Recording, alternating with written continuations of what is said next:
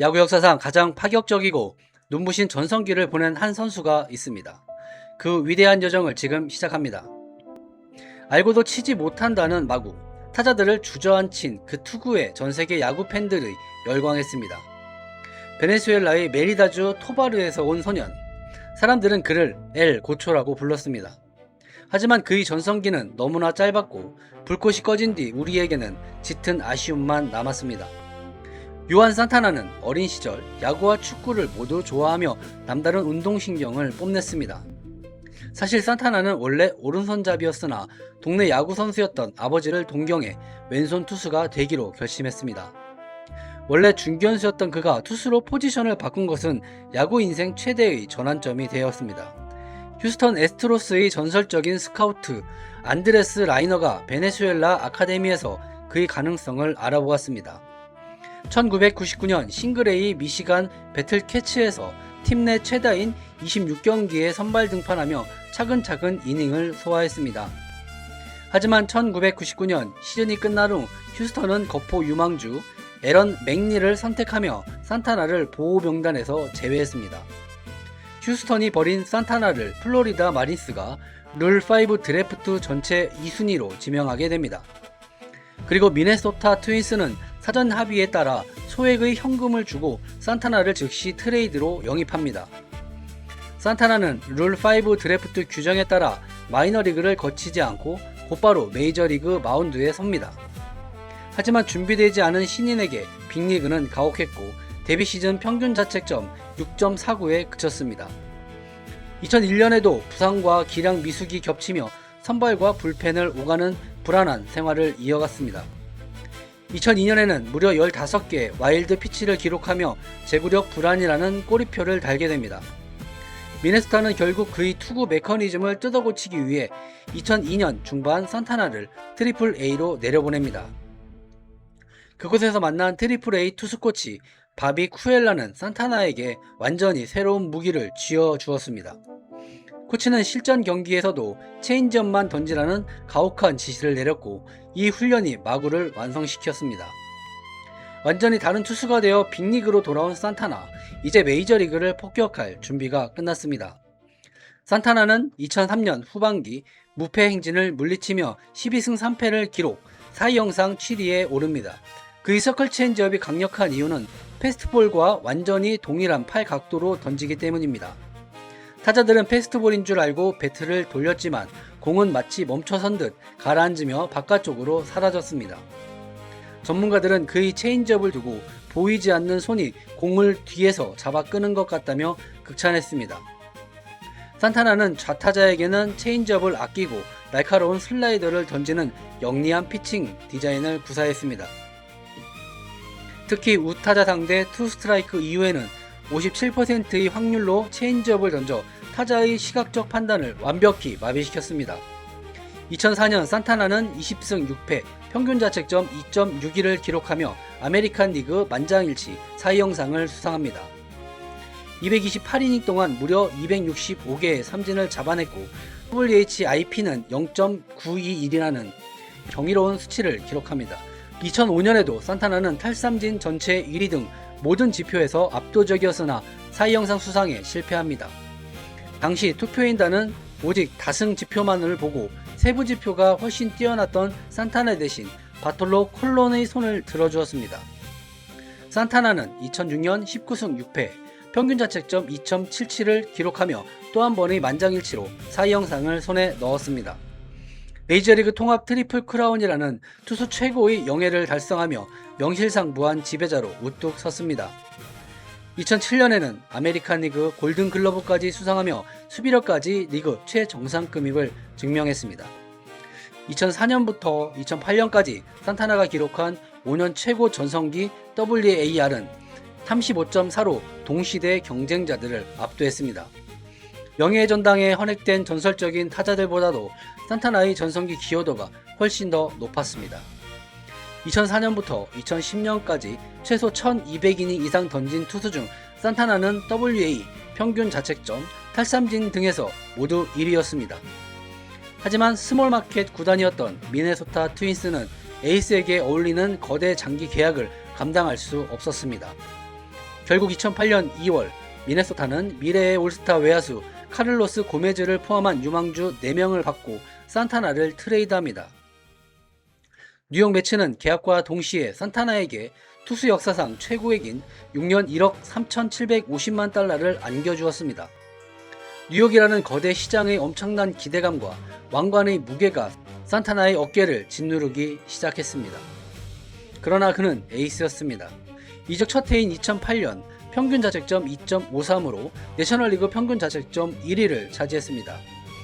시즌 막판 산타나는 왼쪽 무릎 연골이 찢어진 상태에서도 단 3일만 쉬고 등판해 9이닝 무실점 완봉승을 거두었습니다. 경기 시작 전 칠판에 직접 이제 진짜 남자가 될 시간이다 라고 적었던 산타나는 무릎 통증을 견디며 투혼을 불살랐습니다.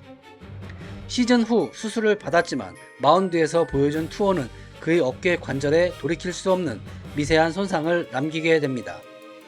결국 2010년 9월 산타나의 왼쪽 어깨에 관절 와순이 파열되며 수술대에 올랐고 2011년 시즌을 통째로 쉬게 됩니다. 1년 반 동안의 재활 끝에 2012년 돌아온 그의 구속은 89마일로 뚝 떨어져 있었습니다. 하지만 노련함으로 선발 한 자리를 지켰습니다. 그리고 2012년 6월 1일 세인트루이스 카디넬스전 매츠 창단 50년 역사상 최초의 대기록을 향한 투구가 시작됩니다. 6회 초 벨트란이 친 공은 선 위를 때리는 명백한 페어였으나 심판은 파울로 선언했고 이 오심으로 노히터가 이어질 수 있었습니다. 7회 초에는 야디에르 몰리나의 큰 타구를 좌익스 마크 백스터가 외야 벽에 부딪히며 잡아내 노히터를 구했습니다. 백스터는 이 수비로 3골 부상을 입었고 결국 이 허슬 플레이 이후 그의 메이저리그 커리어는 급격히 내리막을 걷게 됩니다. 8회 말이 끝났을 때 투구수는 이미 122개, 수술한 지 얼마 안 된 산타나의 어깨를 생각하면 당장 내려야 했습니다. 산타나는 9회 들어 오직 자신이 장기인 서클 체인지업만을 연거푸 던지며 새 타자를 범타로 요리했습니다. 마지막 타자를 삼진으로 잡아내며 134구 투구 끝에 매츠 역사상 최초의 노히트 노런이 달성되었습니다. 그러나 이 위대한 134구의 대가는 가혹했습니다. 어깨 인대를 모두 소모한 그는 이후 10경기에서 8.27의 평균 자책점으로 완전히 무너졌습니다. 불과 일주일 뒤 양키즈전에서 카노, 스위셔, 안드루 존슨에게 세 타자 연속 홈런을 허용하며 자존심을 구겼습니다. 결국 발목과 어깨 통증이 재발한 산타나는 2012년 8월 17일 경기를 끝으로 영원히 메이저리그 마운드를 떠나게 되었습니다. 12시즌 동안 2025.2이닝이라는 누적 성적은 그가 위대했던 기간에 비해 너무나도 부족했습니다. 2018년 첫 명예전당 투표에서 산타나는 2.4%인 10표를 얻는 데 그치며 첫 해에 바로 탈락하는 충격을 줍니다. 당시 명예전당 후보진은 치퍼 존슨, 톰해, 게레로, 본즈, 클레멘스 등이 질비해 역사상 가장 숨막히는 투표였습니다. 야구계는 산타나의 조기 탈락을 두고 누적 이닝이 부족하더라도 그의 전성기 임팩트는 헌액되어야 마땅하다는 뜨거운 논쟁을 벌였습니다. 전성기 이닝만 던지고 은퇴했던 샌디 코펙스의 사례를 들며 산타나 역시 같은 기준으로 평가받아야 한다는 주장이 힘을 얻었습니다. 그러나 코펙스는 압도적인 포스트 시즌 성적과 우승 반지를 지녔던 반면 산타나는 가을 야구의 영광을 누리지 못한 점이 걸림돌이 되었습니다. 하지만 최소 1500이닝 이상 던진 투수 중 그의 통산 조정 평균 자책점 136은 역대 13위에 달하는 위대한 기록입니다. 만약 다승 논리로 빼앗겼던 2005년 사이영상을 온전히 받았다면 그는 3년 연속 사이영상 수상자로 무조건 첫 해의 명예의 전당에 들어갔을 것입니다. 비록 쿠퍼스타운에는 가지 못했지만 2018년 산타나는 친정팀 미네소타 트윈스 명예의 전당에 헌액되며 현역 공식 은퇴를 선언했습니다. 마운드를 떠난 그는 요한 산타나 재단을 설립해 조국 베네수엘라 아동들에게 학용품과 야구 장비를 전하는 일에 힘썼습니다.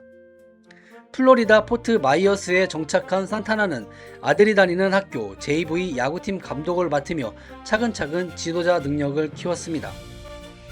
2025년 2월 산타나는 카를로스 멘도사 감독의 초청으로 매츠 스프링 캠프의 특별 인스트럭터로 오랜만에 복귀했습니다.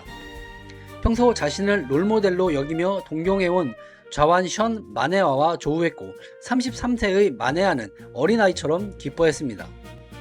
산타나는 마네아에게 본인의 시그니처였던 서클 체인지업 그립과 함께 마운드 위에서 상대를 씹어먹는 불독 정신을 가르쳤습니다. 이 배움을 바탕으로 마네아는 당해 매치의 에이스로 완벽히 부활하며 산타나 멘토링의 파괴력을 확실히 입증했습니다. 그리고 2026년 월드 베이스볼 클래식, 산타나는 고국 베네수엘라 야구 대표팀의 투수 코치로 공식 부임합니다. 화려한 타선에 비해 약하다고 평가받던 투수진을 두고 산타나 코치는 정교한 벌떼 불펜 전략과 세밀한 구상을 짭니다. 준결승에서 리카르도 산체스가 호투 중이었음에도 다음날 결승전에 데뷔시키기 위해 정확히 23구 만에 교체하는 치밀함을 보였습니다. 미국과의 결승전 선발로 나선 에두아르도 로드리게스는 자신의 우상인 산타나 코치의 등번호 57번을 달고 마운드에 섰습니다. 로드리게스는 스승의 번호와 가르침을 등에 업고 미국의 메이저리그 MVP급 초호화 타선을 4.2이닝 동안 단 1피안타 무실점으로 잠재웠습니다. 산타나 코치의 완벽한 투수 교체 타이밍 속에 베네수엘라는 미국을 3대2로 격파하고 창단 첫 WBC 정상에 올랐습니다. 어깨 부상으로 짧게 불꽃을 태우고 퇴장한 비운의 에이스는 지도자로서 고국 베네수엘라의 감격의 우승을 선물하며 화려하게 돌아왔습니다. 누적 성적표의 숫자와 관계없이 마운드 위에서 배트를 무참히 끌어내리던 요한 산타나의 마구는 우리 가슴속에 영원히 남을 것입니다. 야구 역사의 가장 뜨거웠던 한 페이지를 장식한 등번호 57번 요한 산타나. 그가 던진 마구의 전설은 야구 팬의 가슴속에 영원히 새겨질 것입니다. 여러분들이 알고 계시는 요한 산타나에 대해서 댓글로 남겨주시기 바랍니다. 긴 시간 동안 시청해주셔서 대단히 감사합니다. 다음 시간에 또 찾아뵙겠습니다. 안녕히 계세요.